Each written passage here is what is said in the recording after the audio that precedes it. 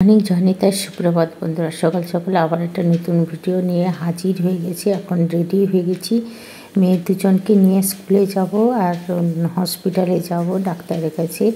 বড় মেয়ের একটু ব্লাড টেস্ট হবে। আগের দিন শনিবার গিয়েছিলাম, তখন সময় হয়ে গেছে 10:30, ওই জন্য আর ব্লাড টেস্ট করলো না, অনেকগুলো টেস্ট করা হয়েছে, তো ওই জন্য তখন আর হলো না। আজকে সকাল সকাল তাই রেডি হয়ে গেছি ব্লাড টেস্ট করতে যাব বলে, আর মেয়েকে স্কুলে দিয়ে দেবো। মেয়ের স্কুল আর আমাদের হসপিটাল একদম গায়ে লাগালাগি, তো ওই জন্য কোনো সমস্যা নেই, একসঙ্গেই বেরিয়ে যাচ্ছি একটু তাড়াতাড়ি করে। আর বড়ো মেয়েটার ব্লাড টেস্ট এই জন্য হচ্ছে, সেই যখন ছোট ছিল বোম্বেতে একটু সমস্যা হয়েছিল, তখন যা ব্লাড টেস্ট ডাক্তার দেখানো হয়েছিল।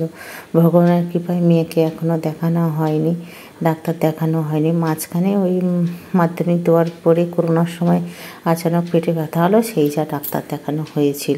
রাস্তায় বেরিয়ে পড়েছি, এখনও দেখো কুয়াশা পড়ছে, ঠান্ডা ততটা নেই, কিন্তু বড় মেয়ে পুরো একদম জ্যাকেট চাপিয়ে আসবে। ছোটো মেয়ে এত ঠান্ডা লাগে না বলে ও আর পরে না, আমিও পরিনি। এখন দেখো কুয়াশায় ভর্তি আছে হালকা, তো এখন মা আমি চলে যাচ্ছি স্কুল প্লাস হসপিটালের দিকে রওনা দিয়ে দিয়েছি। এই যে আমরা পৌঁছে গেছি, এসে সব কাগজপত্র জমা দিয়ে দিয়েছি, খাতা দিয়েছি। আমাদের আর্মিতে ভিডিও করার পারমিশন নেই, তবু লুকিয়ে লুকিয়ে আমি করে নিচ্ছি। সব ব্লাড টেস্ট করার জন্য বসে আছে। মেয়ে শুধু বলছে মাম্মা তুমি কি করছো, আর এই যে আমি তাকে টুই টুই করে দিচ্ছি। আর ছোটো মেয়েকে স্কুলে দিয়ে এখন মা মেয়ে বসে আছি। এই যে বড় মেয়েকে ডাকবে, ওই দাদাটা বেরোলেই বড় মেয়ে এই যে চলে যাচ্ছে ওকে ব্লাড দেওয়ার জন্য। বলছে মা সত্যি তুমি পারো, একটা যে লুকিয়ে লুকিয়ে করে নিছো। ফোনটাকে এমন রেখেছি কেউ বুঝতে পারছে না যে আমি ভিডিও করছি বলি। ওই যে ওখানে চলে গেছে, ওই যে আমাকে কিছু বলছে, আমাকে হ্যাঁ রে বাবা আমি শুনছি তোর সব কথা। এখন আমাদের ব্লাড টেস্ট করা হয়ে গেছে, মেয়ের আবার খাবার 2 ঘন্টা পরে টেস্ট আছে, তাই ওইখানে বসেই আমি ওকে খাইয়ে দিচ্ছি। যে রুটি আর ফুলকপি আলুর তরকারি করে নিয়েছি কষা। এই যে এখানে সব বসে রেস্ট করে, যার যখন নাম্বার আসে সে তেমনই দেয়। টেস্ট করার পরে আর সেখানে ভিডিও করে নিয়ে এবারে চলে এলাম মেয়ের কলেজের সামনে বসে আছি। কলেজ খুললে তারপরে মেয়েকে কলেজে দিয়ে যাব, ওর কিছু ডকুমেন্ট জমা আছে, রেজিস্ট্রেশন আছে। বসে বসে এখানে একটা চায়ের দোকানে রেডিমেড একটা ঠেলা গাড়ি আসে, দাদার কাছ থেকে একটু চা খেলাম। মেয়েও খেলো, দিয়ে বলছে একটু চিড়া ভাজা খাবো, দিয়ে খাবো। দিয়ে যে বকর বকর করছে শুধু, এটা আমার মা, এটা বলে আমার স্কিন অমুক হলো, আমার মুখ তমুক হলো, এই সব করতে আছে। দিয়ে বসে আছি, দেখো আমি বলে আমি রোগা হয়ে গেছি, আমার গাল শুকিয়ে গেছি, এই সব করতে আছে মেয়ে। আর আমি বলছি সত্যি তুই একটা ঢং দেখাতে পারিস। আমি বাড়ি চলে এসেছি। গুড আফটারনুন এখন বাজে কিন্তু 12:30 হয়ে গেছে। আমি তাড়াতাড়ি এসে সুজিটা একটু ভিজিয়ে দিয়েছিলাম, তারপরে দই আর আটা দিয়ে সুন্দর করে একদম লবণ একটু দিয়ে এটাকে ভিজিয়ে আমি রেখে দেব। আবার আমাকে ছোটো মেয়েকে আনতে যেতে হবে, ততক্ষণে আমি চাটনিটাও রেডি করে নেব। এখানে নারকেল আছে, বাদাম আছে, আর শুকনো লঙ্কা দিয়ে একদম ভেজে পেস্ট করেছি। আর এদিকে তড়কা দেওয়ার জন্য কড়াই সর্ষের তেল, কালো সর্ষের পরিবর্তে সাদা সর্ষে দিয়েছি, কারণ কালো সর্ষে মেয়ে খায় না, ওটা গরম করে ওতে ঢেলে দেবো। আর এদিকে দেখো তাড়াতাড়ি স্কুল থেকে চলে আসার পরেই দেখো আমি এখানে উত্তপম বানিয়ে দিচ্ছি। দুটো মেয়েই চলে এসে সাথেই আমার। এখন বাজে কটা বলো তো, 3টে হয়ে গেছে। আস্তে আস্তে আমাদের 3টে হয়ে যায়। এদিকে মেয়েরা ফ্রেশ হয়ে আস্তে আস্তে তো আমার রেডি হয়ে গেছে। যেমন বড় মেয়ে দেখো চাটনি দিয়ে দেখাচ্ছে, বলে খুব সুন্দর হয়েছে চাটনি আর এই উত্তপম। একা থাকলে না ভিডিও অন করে পুজো দিতে পারি না, কেন ও তো আবার স্ট্যান্ড লাগাও অনেক সময়। আর কদিন তো মা ছিল, মা যখন পুজো করতো আমি ভিডিও করতাম। আর এখন তো আমার সন্ধ্যাবাতি দেওয়া হয়েও গেছে। জয়নিতা আর রাধে রাধে বন্ধুরা। সারাদিনের পরে এই সন্ধ্যের সময় একটু আসলাম, সন্ধ্যেবাতি দেওয়া হয়ে গেছে। তা মেয়ে বললো মা একটু গরম গরম ঝাল ঝাল একটু পকোড়া করো না, আর একটু চা করো, তো এটা করবো এসছি। তা একটু সয়াবিন ভিজিয়ে পাউডার পেস্ট করে নিয়েছি, ঝুরঝুরে করে নিয়েছি। আর একটু ডাল ছিল সেদ্ধ,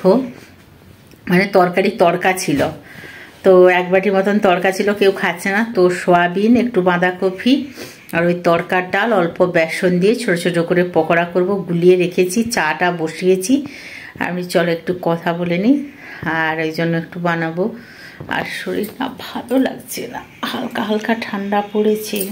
বড়মশাই বাড়িতে নেই, মাকে নিয়ে গেছে, ভাল লাগছে না। কেউ বাড়িতে থাকলে রান্নাবান্না করতে খেতে ইচ্ছে করে, বাচ্চাগুলো তো ভাত খায় না। বাবা না থাকলে বলবে ম্যাগি বানাও, পাস্তা বানাও, এইসব করতে থাকে। আর দেখলে তো যে সকালে মেয়েটাকে তাড়াতাড়ি নিয়ে গিয়েছিলাম ব্লাড টেস্ট করানোর জন্য, আমাদের ইসে গেছিলাম। ছোটো মেয়েকে স্কুলে দিয়ে বড় মেয়ের ওখানে ডকুমেন্ট সব জমা দিয়েছিলাম। বারবার বিশ্রাম লাগছে, দিয়ে একটু জল খেতে হবে।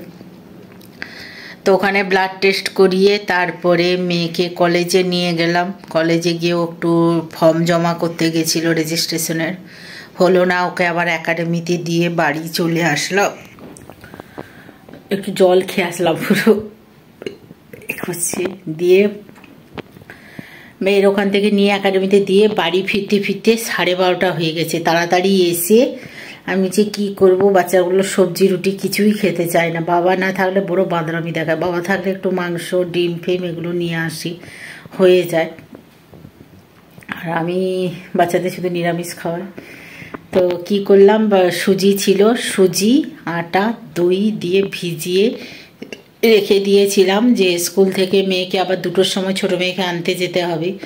আর ওকে নিয়ে এসে তারপরে ফটাফট করে বানিয়ে নেব।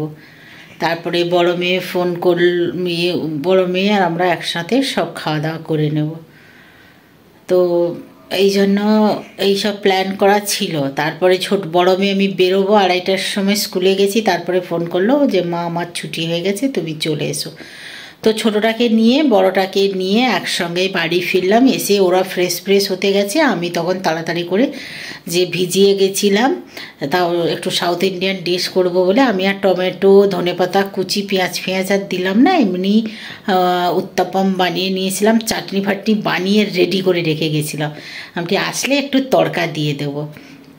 তো তড়কা ফড়কা দিয়ে বানিয়ে ফটাফট করে দুদিকে 2টো বসিয়েছি, একটা ফ্রাই প্যান তাওয়া বসিয়েছি, একটা কড়াই বসিয়েছি, দুদিকে 2টো করে বাচ্চা দুটোকে দিয়ে তারপরে আমি নিয়েছি। আর মেয়েকে টিফিন দিয়েছিলাম, রুটি ফুলকপির তরকারি দিয়েছিলাম। মেয়ে 2টো খেয়েছে, আর খায়নি, পাপোশ নিয়ে এসছে।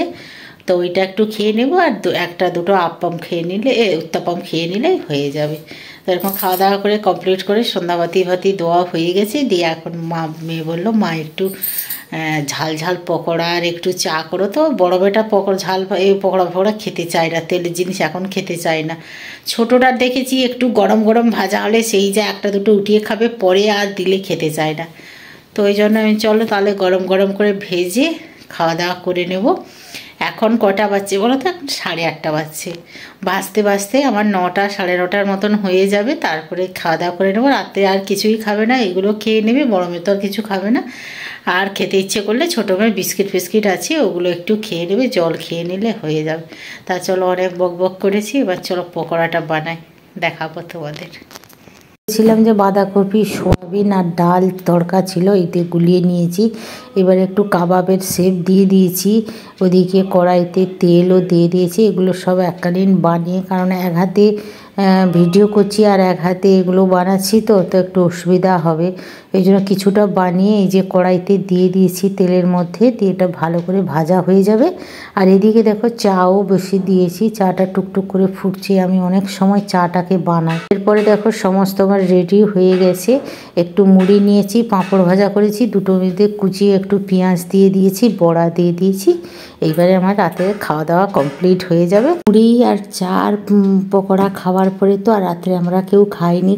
খাওয়ার পরে ওরা তো পড়াশোনা করছে, আমি কি করেছি মোবাইল দেখতে দেখতে ঘুমিয়ে পড়েছিলাম।